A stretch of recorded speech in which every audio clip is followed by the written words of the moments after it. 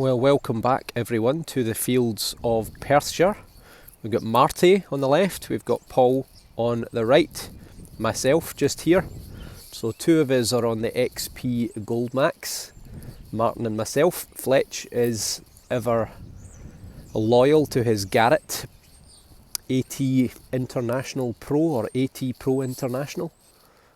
We will see how we get on, but this field produced 2 hammered coins on the last dig, a couple of Romans as well, nothing for me I should add, and we've also had a couple of Roman silver coins in the last 3 weeks off this field, one for me and one for Marty, so fingers crossed, let's see how we get on.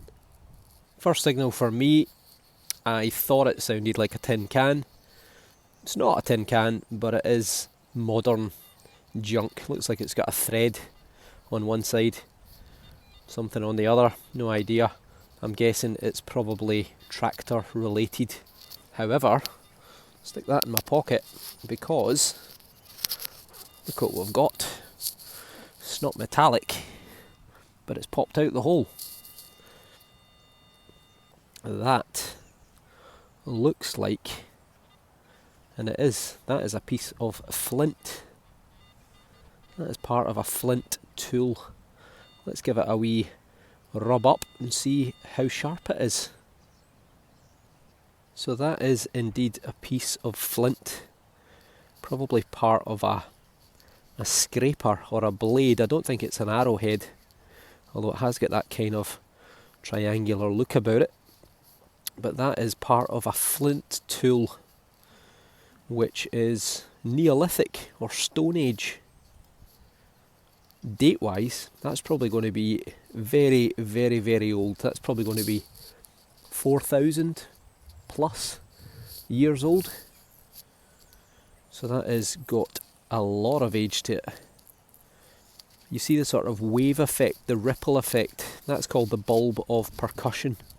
So that's created when someone strikes a big flint core to try and make a blade from it that's got this bulge.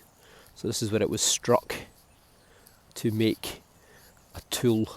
This might just be a flake, just a waste piece. This might not actually have been the tool. This is just possibly a piece of waste. We've had a few flint tools off this field, particularly after it's been ploughed and then rained on. You'll often see the odd bit of flint on the surface, but this didn't originate in Scotland. This is probably from Yorkshire or further south. So 4,000 plus years ago, this came to Scotland probably through trade. So it shows you even back then people were moving around quite a lot.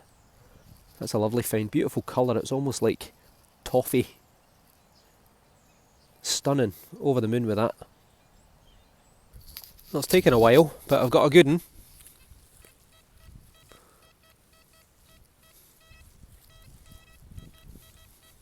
Sounds pretty coin-like. Let's see what we get. Well, Paul was close by with his Garrett. I got him to come over and check the hole, and he said rubbish. Junk. He said rubbish. He said rubbish. So, XP, if you're watching. You trying to get your free yourself? No. What made you think that? No, I don't know. So there's an example of how superior the XP metal detector is over the Garrett. XP, if there's anything you need me to do further, just let me know. No, seriously though, Paul's Garrett did say reasonable signal, and he thought, as I did, it was either going to be foil or a coin. And I'm happy to say it's a coin. Because of its shape, I can tell it's a threepence or a 3 pence. Is it 1957, possibly? I'll give it a wee rub. But it's got this sort of, 10-sided, 12-sided coin. Kind of like a modern 20 pence, except even more sides. So it's going to be George VI, the present Queen's father. So let's give it a clean and see. So I was wrong, it's not 1957, because that's when Queen Elizabeth was on the throne, if I remember rightly. It is 1937. And I think the flowers, are they geraniums? Either way, It very clearly says 3p, 1937, so 2 years before the outbreak of World War II. And around the side, Georgius the Sixth, by the grace of God, King of the Britons, Defender of the Faith, Emperor of India. And there's his head looking to the left hand side. Happy with that. Always great to get a coin. On to the next. Well, not far from the pre-World War II threepence, there were lots of manoeuvres going on around this area during the run-up to World War II and after World War II. And if any of you have watched other videos, you'll have seen us find pieces of hand grenades and mortars that were from the various regiments that were based around this area during the war. Now the worry has always been, what if we find an unexploded mortar or hand grenade? And we have. I'm glad to report though, no one has been killed because it is made in Hong Kong and it is entirely plastic apart from the top. So this is exactly the type of hand grenade parts that we find. This, I believe, is a Mills hand grenade. So this is obviously a child's toy. Can't see a maker. However, as it says there, made in Hong Kong. So when I saw that, I thought, oh, we're in trouble. And then I quickly realised it was plastic. So that is a close call. And I'm glad to report it's a dud. On to the next. No one else seems to be producing the goods at the minute. I've got a signal here. I would say it's too good to be true. And I thought it was maybe a big bit of iron just under the surface. I've kind of cleaned it off. Sounds better now though. So let's see if we've got something else half decent. You have got the telltale colour of lead. Right there. And it's not going to be a lead seal because it looks square in shape. Give me a minute, I'll straighten it out, see if there's anything on it. Well, no detail that I can see. And it is just a fairly square shaped piece of lead. Probably part of a roofing lead sheet possibly. Then again, it could have been a scrap of lead that someone carried around to melt their own musket balls. Not sure is the answer. Could be any age, could be 100 years old, could be 1,000 years old, could even be Roman, but we'll never know. Well, Martin's got himself a big silver coin, he says. He's been in touch. He's about 50, 100 metres away from me just now. He says it's fairly modern, but it's a big silver coin. George the Sixth, I think he said it was. And I have got a find right here.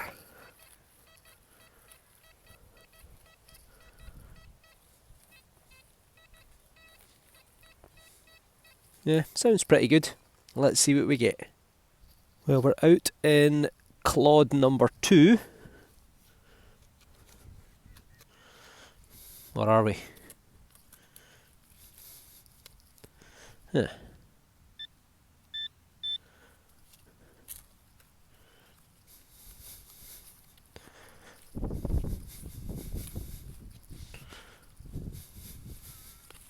I'm sure it was in here. Let's try again.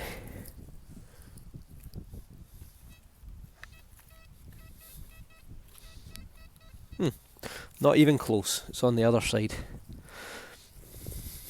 Ouch! Just knelt on a stone. Nope. In there. Nope. Got a coin or a button.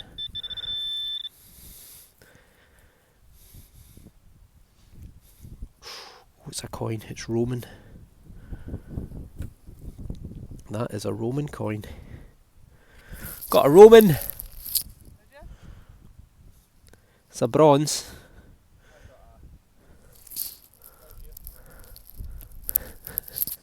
Marty's made his way over towards me, so hopefully we'll see his silver coin in a minute. But let's give this a clean up. It looks like it's in good condition. I can see lettering round the side. Probably going to be 4th century, I would say, looking at the size of it. Before I go over to the stream to wash my coin, Marty is close by, so let's see. He's got a nice big dandy button that's been decorated. Or it could be a, what are they also called? Dandy buttons and tombacks. I've dropped it. Shock horror. I've dropped it. But you can see it's got a nice little sort of circular decoration all around it. Shame it's broken. That's probably going to date to 17 into the very early 1800s. And he's got a cracker of a silver. Look at the size of that. Now that is 2 shillings. You've got the letters G and R, which is George Rex. You've got the thistle of Scotland. You've got the shamrock of Ireland, or the 3-leaf clover. Is it? I can never tell which is which. And you've got the rose of England in the centre. So 2 shillings. Fid Def, Defender of the Faith. Ind Imp, Emperor of India.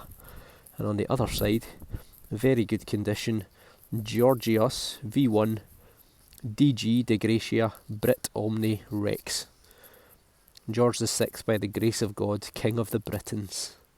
Looking to the left. So that is Queen Elizabeth II's father. 1943, so well into World War II.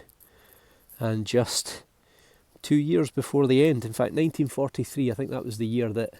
Was that the year America joined? It may well have been. But anyway, that's a cracker. Look at the size of it. That's massive. But that gave out some signal. Right, that's cracking. Well done, Marty. I will go and give my coin a little wash in the stream. Always handy to have a little stream or burn around. Oh, nearly went over my welly. So I can give it a wee wash. I can assure you the water is cold, really cold. Oh, that's a cracker. That is a cracker. You can see the head there looking to the right hand side.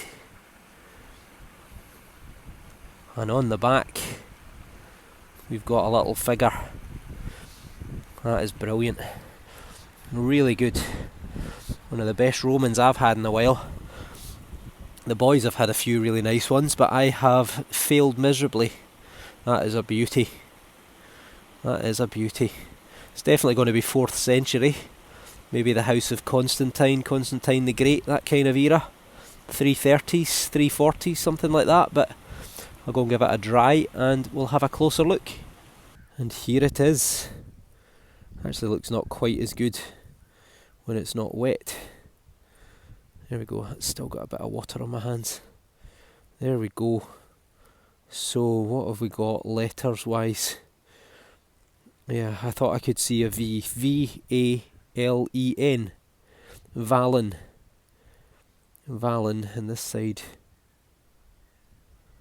This side, I can't really make that out. Valen.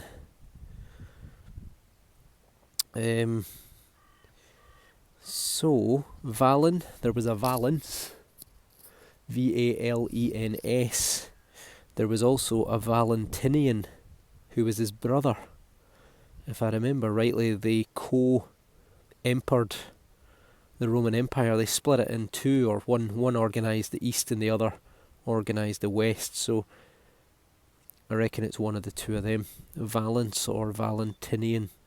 You can see his head looking to the right hand side. It's 4th century.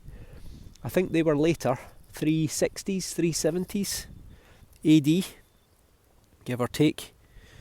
And on the reverse we have got almost like an angel, a winged figure, which I believe is Victory.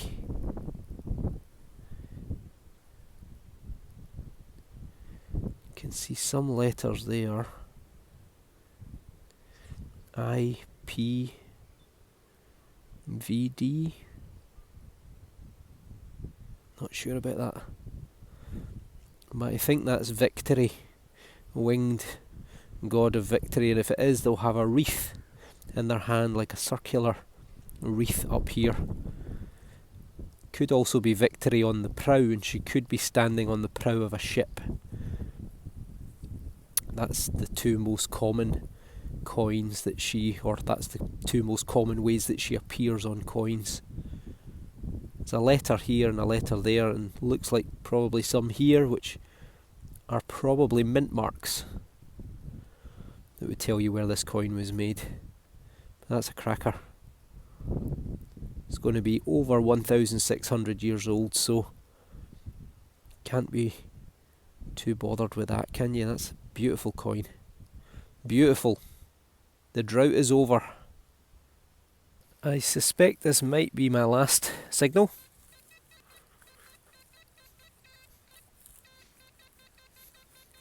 It's a bit dodgy, but I haven't had a signal for a while. No more Roman coins. Searched around that area, but nothing doing. So let's see if there's anything to be had.